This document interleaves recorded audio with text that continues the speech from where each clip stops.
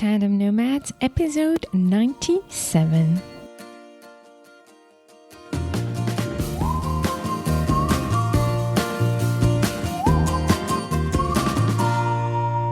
If you try to resonate with everyone, you will resonate with nobody. Today's episode is all about the importance of focusing your business on a very, very precise and small niche, especially when you're just starting out your portable business. So hello, Nomad Nation. This is Marielle Evertsz. I am a marketing and business coach and the founder of Tandem Nomads. Tandem Nomads is an entrepreneurship platform and a podcast show where you can find great inspiration and tips to build your successful portable business and thrive in your global nomadic life. In every episode of this podcast show, I try to bring to you as many practical tips so you can take action. So for this episode, I prepared to you a questionnaire that will help you define your niche. So you simply have to go to tandemnomads.com/97. So as I said, today's episode is all about the importance of focusing on your niche. And I know that a lot of people struggle when they start to actually define their niche. And I actually also know a lot of people who already have been in business for a long time and still struggle to define their niche. So I hope today that I'm going to bring you some inspiration on how to find your own niche if you still haven't found it yet, and how to set yourself as the expert in your niche. In order to discuss this topic, I brought to you a very special guest, Marielle Evertsz. So Marielle, are you ready for this ride? I am. Bring it on. Wonderful. So Nomad Nation, Marielle is a certified life coach for teens, the founder of KeepingItRealMe.com, specializing in coaching teen girls and TCKs. How is that for a very specific niche? But this is such a very short description of who you are. There's so much more to say about you. So I would love, Marielle, if you could tell us a little bit about your journey, your life journey, and how did that lead you to where you are today? Okay. Yes, love to. And thank you for asking me. I'm very excited. So I was born on Curaçao, a small island in the Caribbean. Mom was from Holland, dad was from Curaçao, but I was raised in Holland. After my parents divorced, we went back to Holland. I went to college and I studied languages and cultures of Latin America, purely because I really didn't know what I wanted to do. And I thought I love travel. I love getting to know other cultures. And that's what I did. But when I finished, again, the moment of, okay, what am I going to do now? So I did know that I was going to go back to my island. I had visited my island before and I fell in love with the island. So I wanted to go back. I went back. And I found a job in marketing, in communication and public relation more, because I had done a course in communication to get some more practical skills. I worked there for a couple of years, but it never really had my heart. I wasn't really completely happy, and I didn't see myself working in marketing or in communication for the rest of my life. So at some point I changed careers and I got my degree to teach. Actually, my whole family, I come from a family of teachers. Yes, from my mother's side, my aunts, my dad's side, my uncles, everybody is teaching. I always said to myself when I was a teenager, oh no, I'm not going to teach. But here I was, I think I was like early 30s. And here I was teaching. So I started teaching at a high school. I taught social studies. And that's where I found my love for working with teenagers. I loved it. I loved it. And I thought, this is what I need to be doing. But I wanted to go deeper. I wanted to learn more. I wanted to get closer to them. So we moved as a family from Curaçao to the Netherlands, but because both my husband and I wanted to have more opportunities, I wanted to go back to university to study now what I really wanted. So I went back to school, which was kind of tough. We already had 2 kids, but I loved it because it was exactly what I wanted to do. So I studied clinical child and adolescent studies. And at the same time, I started working at child protection, which was tough.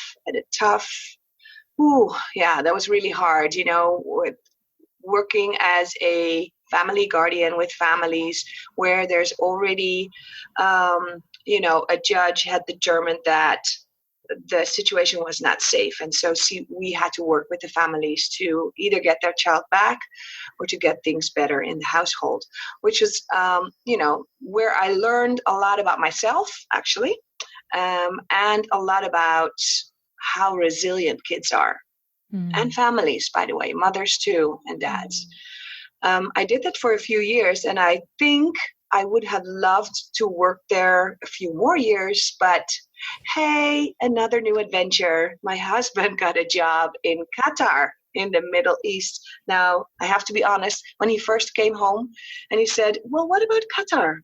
I had never heard of Qatar. Yeah. I'm not embarrassed to say that. I did not know where it was. I didn't know what kind of country it was.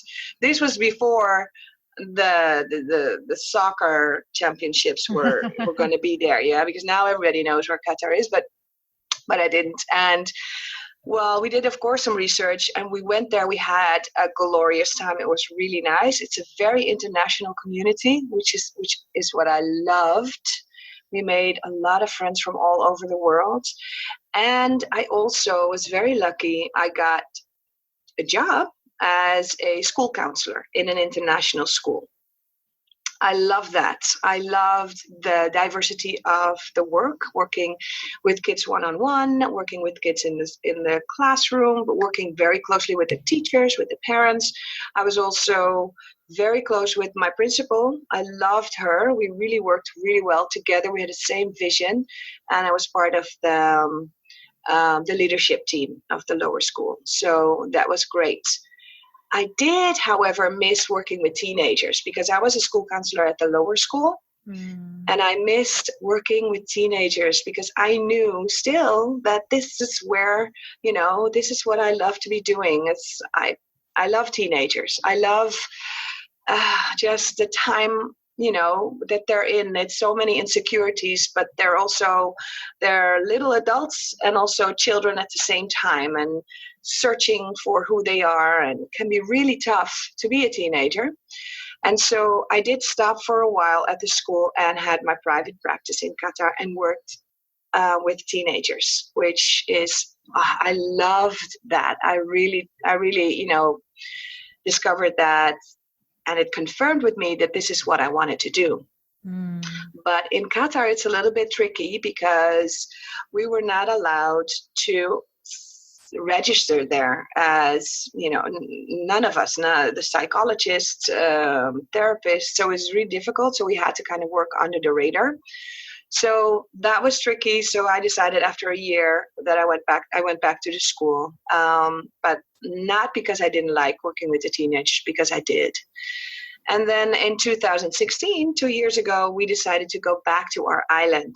There were different reasons why we decided to go back, but one of them was definitely to give our kids, who were at that time 14, 16, and 10, to give them hopefully some roots, some sense of roots. You can never be sure, of course, because, while I was in Qatar, I learned what third culture kids are and discovered that I was raising third culture kids, and I was myself a third culture kid. So I really dove into that, did a lot of workshops on the topic, read a lot about it. And it's also a fascinating group of people. As TCKs, we are special. I think we are the bridge builders, the connectors of this world. Yeah. So, but there is, of course, always another side to all the wonderful things of being a TCK. So I did dove into that and coached some TCKs, teenager TCKs. specifically also. So what a journey here. Yes, now I'm here. All right. So there is so much you've said here that I want to extract and pull, and such a great case study of how to find your niche, So I would love to use your story. You remember we were just talking now. So Nomad Nation, I was sharing with Marielle that I'm kind of missing interviewing people, and I find all the joy of my work in meeting people and talking to amazing people like all of you here. So what I'm going to do and try to do more often is to use case studies like this to mix like the theories I teach in marketing and business and actually illustrate it with great examples like yours. So thank you for playing along and being part of this, Marielle. Yeah. Okay, so Marielle, it's such a fascinating story. So before we go in deeper into how you did this and how you grew your business, I want to share with you, Nomad Nation, just a fact here, just one of the facts that you can see through Marielle's story about how to find your niche. I think the most important thing is first to know, not only what you're good at, but also what problem do you want to solve? That's really, really important. What problem do you really care about and you want to solve? So if you're still wondering that, and make sure that when you express what problem, for example, don't just say, if I would ask, for example, Marielle, what problem do you solve? Usually what coaches would say, I help teens be more happy. So that's not a problem. You see? So you want to say, for example, how would you say, Marielle, that the problem of the teens and the girl teens that you help is? Very good question. Because that's actually why I eventually, when I came back to Curaçao and I started my own business, that's why I focused on teen girls. Mm-hmm. Yeah, so this was a whole process. I did some soul searching, and I did, of course, research and talked to many people and thought about what I really wanted, but of course also what is needed. And based on my experience with many teens that I've spoken with, and for some reason, a lot of girls. I've worked with a lot of girls. I have worked with boys as well, but one of the things that really stuck with me was that a lot of girls that I talked to, either just talking in conversation or really coaching or counseling, were girls that were just smart, happy. Well, they were not happy, but they were smart girls doing well in school. They had friends. They were very active. They had involved parents. And yet they were not happy. They were really stressed, and I was thinking about that. And the more and more I talked to girls, the more I started reading more about that. How come, what's going on with our girls these days? How come there are so many that can't sleep because they can't stop overthinking? How come there are more girls that cut themselves? How come they are so perfectionistic that they're becoming their own worst enemy? And I'm going to stop you there because that's so important. You see, you already mentioned 3 very precise problems and what we call actually pain points. So you want to take the problem that teen girls are suffering and being depressed and stressed. So that's the overall problem. And then you described very well 3 amazing pain points. They cut themselves. They can't sleep. And I don't remember the third one you said. Perfectionist and basically lose self-confidence. So 3 pain points. And that's what you want to do. You want to explain what problem do you solve in your business by doing that. Exactly what you did now. Express that problem. That's so important. So, and the other thing that I would say, sorry for interrupting, but I think it's going to go back to what you wanted to say. The other thing on top of the problem, okay, you know what's the problem. You define it very well. Don't just say I help teen girls be happy. I actually solve this problem that's so bad. And you could see the passion of Marielle when she was explaining that. So the second thing is, who do you really care about? Who are the people you really identify with their pain and you want to help? So to go back to you now, Marielle. Yeah. So, yeah. Yes. No, well, I was just thinking, back to my own teenage years, and I truly believe that I did not, and my friends did not, have as much stress as these girls have these days. Even girls that have come from wonderful families, have a lot of support, and are doing well in school, for example. And I know that whatever I have found in my communication with girls was backed by research, because more and more now you see research coming up showing us that it's really not going well with our teenagers. Also our millennials, by the way, they are super stressed. And I feel that I worry about them. It's this of course you can talk for hours about why that is. There are so many things that influence that, but definitely, for example, the impact of social media, just they're growing up in a world that's totally different with the internet, a lot of pressure to succeed. Where's the pressure coming from? Is it from school, parents, from themselves? What is also just the girls are growing up. If you look at what they're watching, or the YouTube and the reality television and stuff like that, they get a very clear message that they have to be perfect, that they have to be thin, but not too thin. You have to be curvy. You have to be smart, right? And you have to stand up for yourself, because that's how we raise our girls. But hey, listen, not too, because then you're a bitch. So you have to be kind and have friends and always smile. And so there's a lot of double standards, and also a lot of things that girls think that they need to live up to. And that affects just how they see themselves and their confidence. And there are so many. I could talk for hours. Oh my God. I think I'm going to have to stop you here. But here is Nomad Nation. I just want you to watch that passion. Look at the passion that Marielle is having, talking about the problem that her niche has. It's a true passion, and you could talk for hours. So if you're struggling to find your niche, this is what you should do. Ask yourself, what could you talk about for hours? What are you always reading about? What are you always watching online? What magazines are you reading? What are the topics where, even if you're not an expert in, that you're interested in, and that you find that there is something to do about? You see what I mean? So that's really important. The passion there is so important. I love listening to you. I could listen to you for hours explaining all these problems that are really, really important. So think about that. What problem do you solve? And that's really, really important. Another thing that you did, Marielle, and when you explained your story, you found that passion for girls and the issues that teens and millennials are going through, especially TCKs also. We know why, because of all the moves and identity issues, etc. You were not a born expert in TCKs. We've always been, or girls or millennials, we've all been kids at some point, but that doesn't make us an expert in anything in helping people's problems. What you've done is go back to school, despite the fact you already had a master, and then you got experience working on it. So that's really important to highlight here. Whether it can go both ways. Either you know what problem and what audience, what topic you're passionate about. Either you already have the skills and great, go for it. And if you don't, then get them. Yep. And another thing also is that you can also complement, you can either get studies, you can either get trainings, or you also delegate the parts that you don't have. That's also important, because starting a business doesn't mean that you have to do everything. In coaching, obviously you do. But let's take the example of any kind of business in general.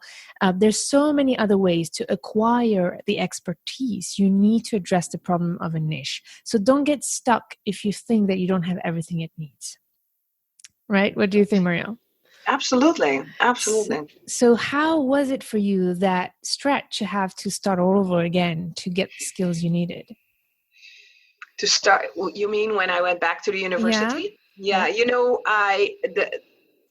It was hard work. But what helped me was that as soon as I was back into school and listened to the professors and, looked at the books, I knew this is what I'm supposed to be doing. So that gives you then the energy, and it's so much more fun that when at least for me, than when I was 18. I went to university just because I knew I had to do something, but it wasn't really, I really didn't know what I wanted to do with that. So now I had already had this vision of, not very clear yet, like what niche, for example, at that time. I wasn't very clear. I was clear that I wanted to work with teenagers. I found that was a good feeling to know that at least I know that I've already, through my teaching, I already knew that I had, there was a connection between me and teenagers. I was good at that. I knew that, but I needed to know more about their development, about how their brain works, and how to help them. So that's why I went back into college, and that's, I loved it so much. Really, it wasn't always easy, really, because I had to do statistics. But apart from that, all the other subjects were really interesting, and it was all worth it, all the pain, all the time and the energy, because now I feel, after that, I was like, okay, now I'm ready, and now I can continue to, of course, then still searching for what exactly do I want to do? Exactly. I want to pause there because that's such a critical question. What exactly I want to do? So 2 things here. The first thing, before we go deeper into that, before you started your studies, how did you, I know that I explained about passion, what you care about, the problem, etc., who you care about, but what was the trigger for you to suddenly say, I'm going to do these studies? Because it takes a long time. It's a lot of efforts. So what was the aha moment or the trigger in your head that made you go from what you were doing before to going back to study and learn more about teenagers? I was teaching for maybe 2-3 years, and I felt so strongly that I needed not to stay working as a teacher, because as a teacher, yes, you do work with the teenagers, and I was teaching social studies, which was nice because then I could talk about the stuff that interests me, right? About talking about their identity and what's going on in their life and the soft skills and stuff like that. But I felt, even with my group of teenagers that I was responsible for as a teacher, that I felt I couldn't do enough. There wasn't time for me to really get deep, get really connected with them. So I just researched and looked for, okay, I would love to be able to work with the teenager more one-on-one. What do I do? And then I just looked through the types of studies that there were, and I picked clinical child and adolescent study. I could have also picked child psychology, but I liked from my study that you not only look at the child, but also look at the surroundings, the network around it. So it's a very broad in that sense. And that's what triggered it. That's amazing. So the second point here is the exactly. And that's what I invite everyone to do when we work on the niche. For example, let's not just say, I work with kids. That's too broad. I work with teens. Yes. That's too broad. So what you've done, you've gone deeper and decided to focus essentially on girls and TCK girls. Yes. So how did you do that? That was a process. Right. Mm-hmm. So when I came back from Qatar and we came back to Curaçao, that was the moment for me to decide, right, now I'm going to really do what I want to do, what I've been working towards. I mean, I've had many different working experiences. I've had my second master's degree, and now it's the time I felt for me to start my own business and do what I really want to do. And then I had to decide, of course, my niche and what I needed to focus on. That was actually a big thing in all of the things that I needed to decide, because I was totally new to setting up a business. I was totally new to setting up an online business, because I decided at least part of my business should be online, because I want to work with TCKs. And secondly, I want to be able to do my job anywhere, because looking towards our past. You never know what our future will look like. But those were the two reasons. So I had to do so much learning on online marketing and online business. And so with that came then, of course, all the marketing experts would say that, okay, what's your niche, right? It's better to focus on the niche. And by the way, there are many different opinions about that. That's also overwhelming and confusing. Yeah, that's true. But I did feel that I was too broad. So I definitely went through a process where in the beginning I was in the mindset of, oh no, but I should, focus on all teenagers and all sorts of families. And then slowly, I think that's it's kind of a natural process, right? At some points I was like, no, this is too broad. This is to me too broad. And I had just this, at a certain moment, I knew, no, I like girls.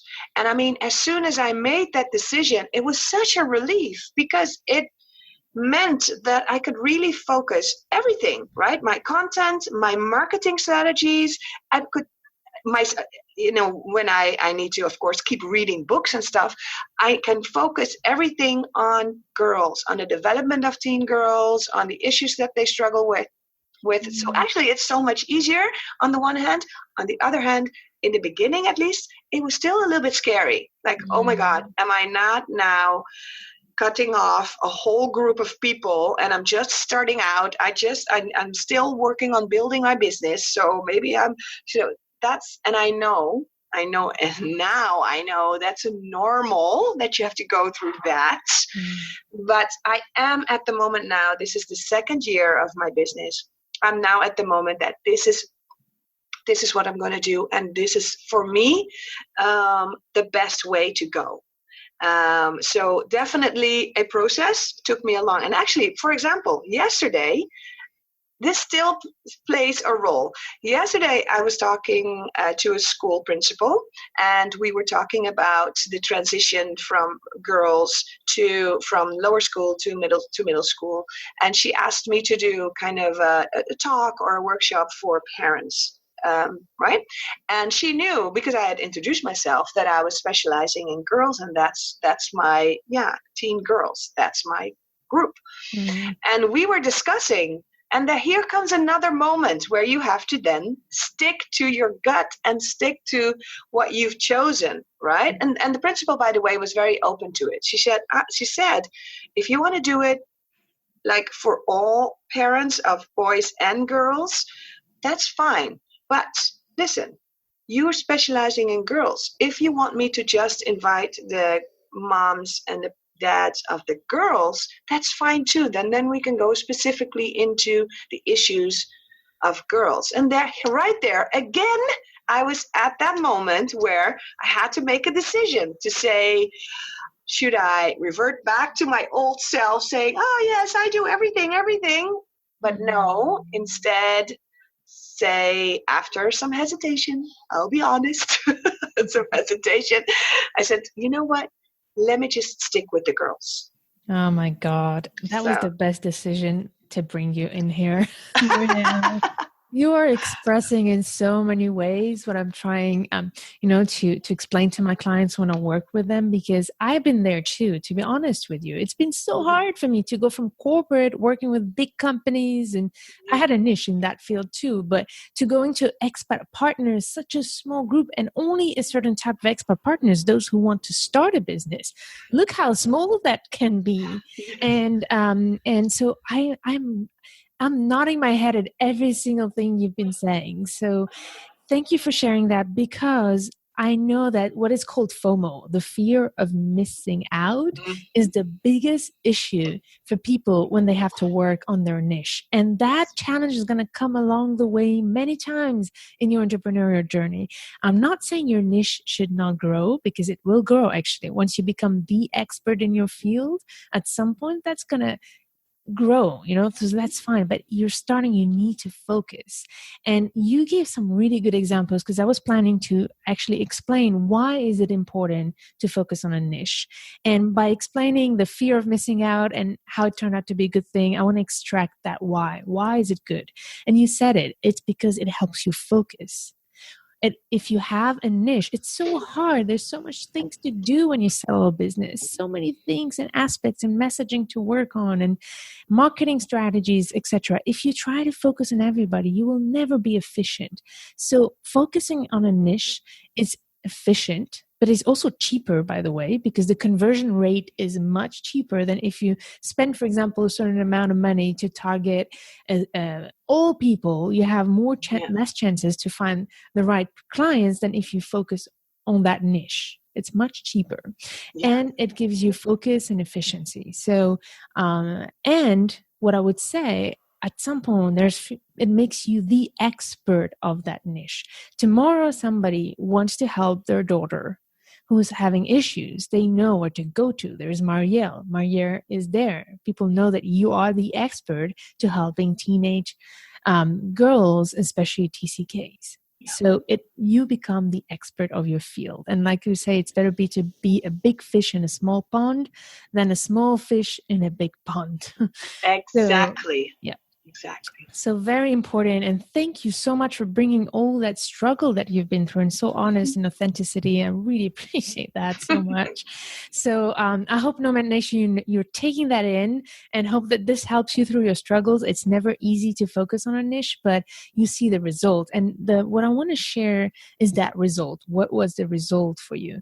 Marielle, I've been following you now for a year or 2 years, and I remember I met you. You were just at the beginning. Yes. I remember you had your first version of your website, and we were exchanging about it, and it was like far from what it is today. It's just amazing. And progress is better than perfection. That's also the big message. Start somewhere, and that's what you've done. You went for it. You just did it. So as soon as you find your niche, just go for it. So, but I would love you to take us real briefly through, how do you measure your success now, and what would you say was the transformation of your business, and what helped you grow it from where it was 2 years ago to now? Okay, yes. So a lot have changed in 2 years. I learned a lot. I learned a lot on marketing and online business. The fact that I was more and more clear on the niche really helped me, really give me a big push, because then I totally changed my website. And actually, I'm still not there yet. As I'm always struggling with, yes, I found the niche, but in my marketing, for example, there's always the problem of, you focus on, do you direct yourself towards the parents or the teenagers? And actually, I was kind of unclear about that, so you see that also in my marketing, that I was unclear, because sometimes I would direct myself to teenagers, and in other ways to the mothers or to the parents in general, usually the mothers, I have to say. But now more, and so, but like you said, I just do something and I just put it out there, and I just learn, and I try to regularly reflect on, hey, listen, and more or less things will kind of fall in place. Actually, right now, I did another. I went back to school again. No, actually, just a program. I found a program, life coaching for teen girls. At the Teen Wisdom Inc. by Tammy Walsh, which is a wonderful program. I'm finishing that up now. But that also gave me another boost in, yes, this is my niche. And she also had, helps us with marketing strategies and stuff like that. But I learned, so now, for example, when you look at my website, although I'm happy with how it is, I know now that I need to change it again, because on my website, I still, the language that I use is still for the teenager. And actually, I have decided now, no, everything on a website should be towards the parents. And because they are my paying clients, right? They will pay. They will be the one to contact me. They need to know the information. They need to know my expertise and what I know about teen girls and how I work. So this is another learning, a curve that I went through. Like, okay, yes, now I know. It's so much clearer now. Again, makes it easier. I don't have to think about, should I do this piece of my website for the teens and this piece of the website for the parent? No, just easy. Everything on my website is for the parents. They're the one that's going to read it. That's fabulous. I'm so happy you brought this up because I really want to talk about it. So that's something very important in every marketing strategy. So Nomad Nation, whenever you define your niche, once you figure out who you want to help, that's the most important. Who you want to serve, who you care about. That's the first question you want. Then you have to ask yourself, who will pay for it? Yes.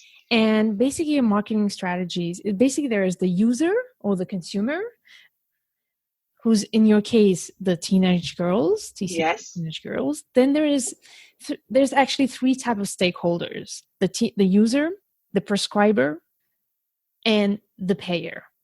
Okay. So that's how you want to have a marketing strategy that focuses on where the business is the fastest somehow. Who's the one who's going to prescribe what you do and pay for it? In your case, the prescriber and the payer is the same person, is the mother. The mother is going to, or I guess it's mostly moms. Mostly, yes. Yeah, the mother is going to go and say to her daughter, I know you're struggling. I want to help you. I found somebody who can help you. So she's being the prescriber and the payer. So your marketing strategy has to be focused on that. And then your content, when it's about the girls, has to also appeal to the girls, I guess. Of course. Once the relationship has started, that's when you're on appealing you're directing your speech towards the teens, because you can't talk the same way then to the parents and the moms than to the girls. So you're completely aware about that. And I noticed that, and it's funny, I was really wanting to talk about that with you. Thanks for bringing it up. Because I looked at your website that a lot of the language is directed toward the teens. I was like, that's interesting. I wanted to ask you, why did you choose that? Because usually the marketing should be directed towards payer. But I also saw your pop-up. That was a huge improvement because your pop-up was with an amazing, I'm actually going to put it somewhere. I actually took a screenshot of your pop-up. It was so good. It was so well designed. The language was direct. You have expressed the point, the problems. You have expressed what you're offering and what are you promising in just few words in a 3 to 5 minute video. So, absolutely amazing. So I'm going to put that in the social media and Facebook group or in the webpage. Actually, I will put it in the webpage of this episode. Thank you. Nomad/97. Because Nomad Nation, I want you to watch the language that Marielle is using to target her niche and sell her product. Because that's essential. I'm rambling on it, but it's essential to make that difference. How do you make clients? You make that by targeting and using the right language. And that's part of the big research that you have to do once you find your niche, is to do market research, do focus group, talk, sit down with the people who are concerned in your niche and listen to every word. Listen to every single word. Maybe the way we say, for example, in my case, Tandem Nomads, my keyword was success. For example, I was like, how to get success, how to become successful, because that's something that I was into. But I realized when I analyzed my market niche, the expert partners don't want to use the word success. That's not what they want. They want fulfillment. Right. You see the whole difference? Yes. So very important to, and I think you've done that. It's just, it comes naturally, but really spend that time nomination to, once you find your niche, to really understand the language that they use and speak their language. And that's what I loved about your video. You did an amazing job there. So I could see that you were transitioning, and that's fantastic. Mm-hmm. Which brings me to the point that you also said, it's a business is a living creature. Yes. And it's in continuous improvement and continuous learning. And you said it, you're taking your trainings. You're never stopping to learn. No. So accept that fact that you won't start perfectly and you will continue to improve. And that's okay. That's actually better. Nothing worse than stagnation. So perfection is stagnation. So very important. Sorry, I rambled there, but I really wanted to extract the goodness of everything you shared here. I really appreciate it. So I have one last question, because once you find your niche, once you know how to target it, and we said how important it is to target the payer, but also in your solutions, in your delivery of your services, then you have to turn the language into the teens and the girls, because you're working with them. So that's very important. I'm sure that all your materials with the girls are with girls language, not with language. Yeah. So that brings me back to, you find your niche, you know what is that problem, you know that language, you know who you have to target. Now, how do you make money? So, how do you make money? And actually, what is the solution you're providing? You know what's the problem. So how did you figure out your business model and the promise? How are you providing that transformation? Because it's all about transformation that you're providing and promising through your services. Take me through that. Yes. Well, I'm still learning, right? I am still learning every day about how to do that. there's so much to say. I have many ideas of what I think would be useful for teenagers, and in certain ways, like a course or one-to-one or whatever, group or individual. But I learned that really I need to first see what the need was again. Yeah. How do I get to know more about what they need and in what formats, what do they want? So it's really, to be honest, a lot of trial and error, trying, to make something, or I did a lot of surveys also online. I emailed everybody that I know that had teenage girls and asked questions. And in the end, I did do so if you ask me, how do you then make money? When I look back at it now, and I don't consider myself a starter, but I definitely consider myself still a beginner. When I look back on the last 2 years, the most useful for me was connecting with people that I already know, and then getting into conversations. Much more than the advertisement, for example. Although I have put a lot of effort into my social media accounts. I do post regularly, and I do get the following is growing, but when it comes down to what I actually get paid for, was actually more through direct contact with people that I know. Like, for example, I still have contacts in Qatar through my school counselors network, and through them, they are the one that then refer people to me. Or I did a program for a school, for example, related on stress management. And there was a need there.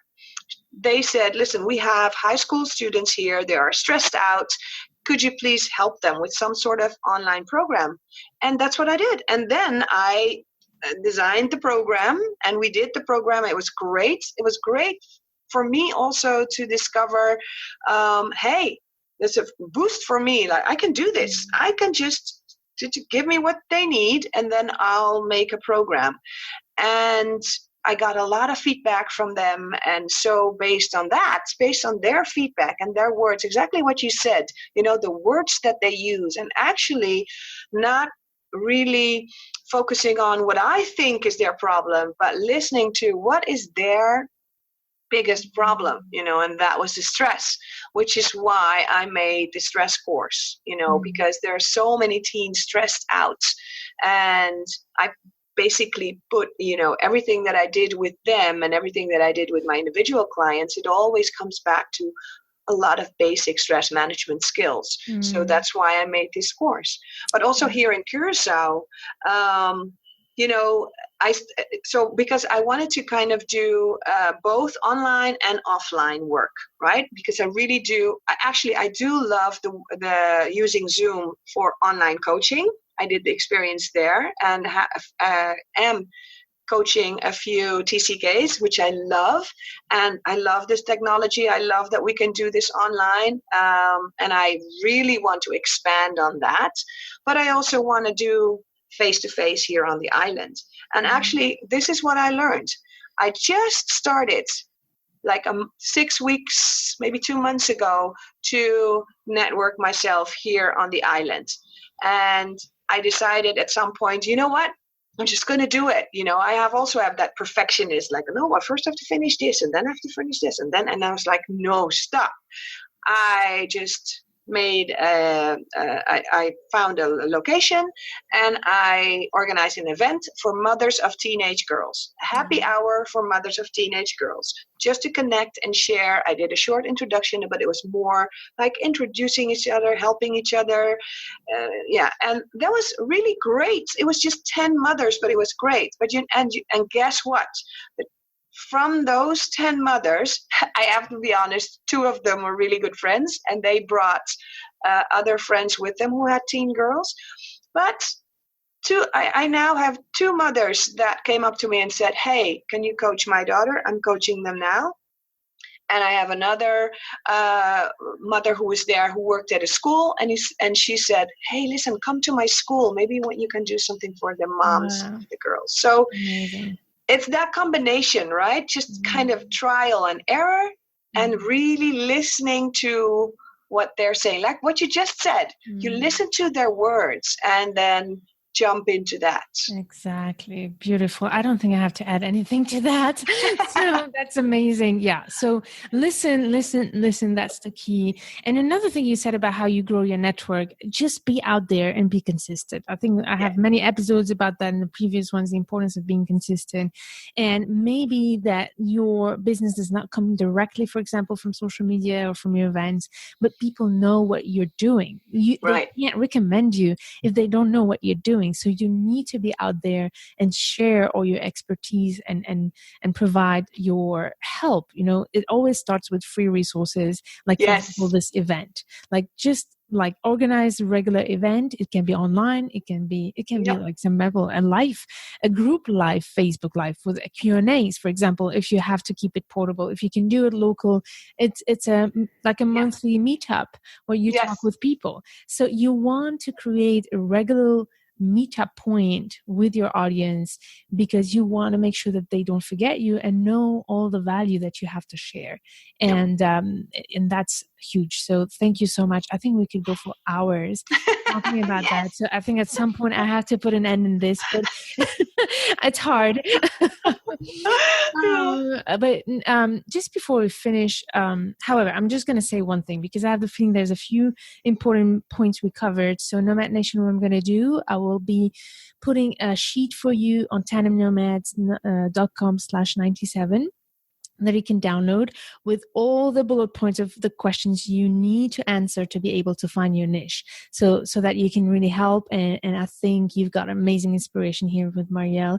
But if you really want to work on it and be serious about it, so download this worksheet, tandemnomads.com/97, and then integrate in it the video of Marielle. That's amazing. I just find it really well done. So go there.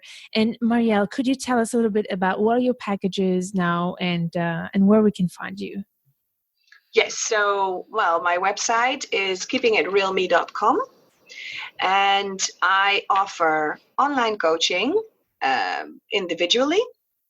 So that means in coaching packages, that means that I have like the foundational package, which is where usually we start, consists of an intake with the parents, where I, ask all sorts of questions about their daughter, but also about their viewpoints and what they would like to accomplish with coaching. And also, of course, for me to explain really how I work and what coaching is and what coaching isn't. I send them a welcome package with all sorts of information also. And then there's 4 sessions with the teen itself. And then at the end, after the 4 sessions, another session with the parents. And if the teen wants to be there, that's fine.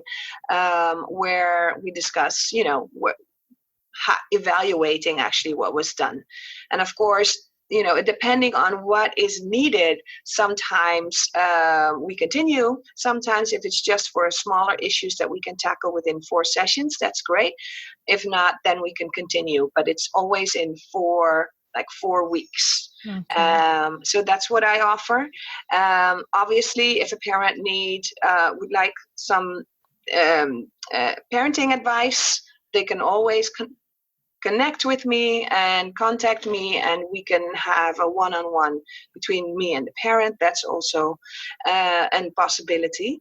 And of course, here on the island of Curaçao, I want to start with also group coaching for girls. My dream is to also have a virtual group coaching for girls, but I need to work on that. I need to work more on marketing, how to market that, and do that in a right way, because it definitely is something that I believe could be so useful. Yeah. So you're gonna nail it. I know it. I hope so. I hope so. There's a huge need out there, and that's the thing. At the end of the day, if you're providing real solutions to people who really struggle with a real problem, you just need to be out there and share it with the world. And it's I have no doubt it's going to work out. So keep it realme.com. Right? Keeping it realme.com. Keepingitrealme.com. So Nomad Nation, I'll put all the information of Marielle in the webpage of this episode. Again, it's on tandemnomads.com/97. Marielle, thank you so much for doing this with me. It's been amazing to talk with you. It was so much fun. Grow. Thank you. Thank you so much. I was very, very honored to be on your show. I can't believe it. And as you can see, I love talking. I love talking about my business and about girls. Yeah. So thank you. Thank you for inviting me. My pleasure. It was a pleasure. All right. Nomad Nation, hope you enjoyed this episode. And as usual, stay tuned to turn your challenges into great opportunities. And start right now with the freebie of this episode on tandemnomads.com/97.